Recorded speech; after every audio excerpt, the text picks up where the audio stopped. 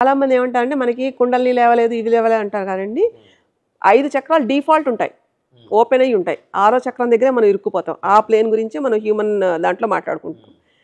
ఈ 6th plane ఏదైతే అనాహత చక్రం వచ్చేటప్పటికి నీ ఆలోచన పరిమాణం పెరగాలి, విస్తీర్ణం అవ్వాలి, దాని నెక్స్ట్ ఏంటో తెలియాలి అనుకునే దగ్గర అసలు కింద మనకి లేచాయన సంగతి చాలామందికి తెలియదు.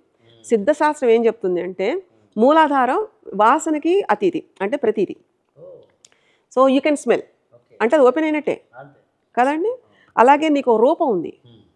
సో ఒక మణిపూరక చక్రం చెప్తుంది, విశుద్ధ చక్రం చెప్తుంది నాకు ఇది ఇది కావాలి, ఇది అంటే ఇది వేడిగా ఉంది, ఇది తక్కువగా ఉంది, దీని ఇంత ఉంది అనేది ఒకటి ఎక్కడ కొలమానం చెప్తోంది.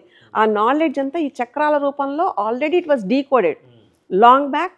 మనకి ఉండే పూర్వకాలం నాలెడ్జ్ నేను మాట్లాడేది. అది ప్రస్తుత కాలంలో వాటి గురించి మనం ప్రాక్టీసెస్ చేయం. Knowledge is there, you are there, only ఏంటంటే కనెక్టివిటీ లేదు. ఈ కనెక్టివిటీ లేకపోవడం వల్ల మనం ఏది మిస్ అవుతున్నాం అని చెప్తే అయ్య బాబాయ్ ఎందుకండి ఇంత బతకడం అంటారు. అంటే తెలియకుండా దేనికి ప్రాధాన్యత ఇవ్వాలి, దేనికి ఇవ్వక్కర్లేదు అన్న దాని మీద మన లైఫ్లో ఉంటున్నాయి.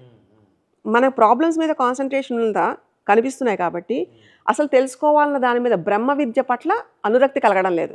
ఈ బ్రహ్మ విద్య ఏం చెప్తుంది అంటే నిన్ను నువ్వేంటో తెలుసుకో. ఇందాక మీరు అన్నట్టు అహం బ్రహ్మాస్మి, నేను బ్రహ్మను అవ్వాలంటే ముందు నువ్వు శూన్యం అవ్వాలి ఫస్ట్. సో ఏమీ లేకపోతే ఏదైనా ఉంటుంది, అక్కడ ఏం లేదు అన్నది చివరికి తెలుస్తుంది. ఏమీ లేని దగ్గర నువ్వు ఏది పెట్టు అది పెద్దగా అవుతూ ఉంటుంది. ఇది సృష్టి రహస్యం. వీటికి మనకి చాలా నాడుల్లో ఎలా ఉంటుందంటే ఏ నాడులను అటు ఇటు వ్యవస్థీకరణ చెంది కొన్ని వెళ్ళిపోయినప్పటికీ ఫిజికల్ బాడీతో ఉండే ప్లేన్లో ఉండే వెళ్ళిపోయినప్పటికీ కొన్ని వెళ్ళవు. నెక్స్ట్ జన్మ సంస్కారాలను ఒక మాట అంటాం, వాటికి కంటిన్యూ అవుతాయి, అంటే నెక్స్ట్ బర్త్కి లీడ్ చేస్తాయి. అలాంటి వెన్నుముక ఆధారంగా ఉండే ఇంత ప్రక్రియ జరుగుతుంది మీరు చెప్తున్న సోకాల్డ్ ఇవల్యూషన్లో. అంటే వెన్ను ఎంత ఇంపార్టెంట్ అండి. దాన్ని తిన్నగా ఎందుకు పెట్టుకోము, తిన్నగా కింద కూర్చోవాలంటే అది పెద్ద అవమానాలు ఎందుకు ఫీల్ అవుతాం. ఎందుకంటే ఆసనం కూర్చునే స్థిరత్వం ఉంటేనే నీకు స్ట్రైట్ ఫోకస్ ఉంటుంది.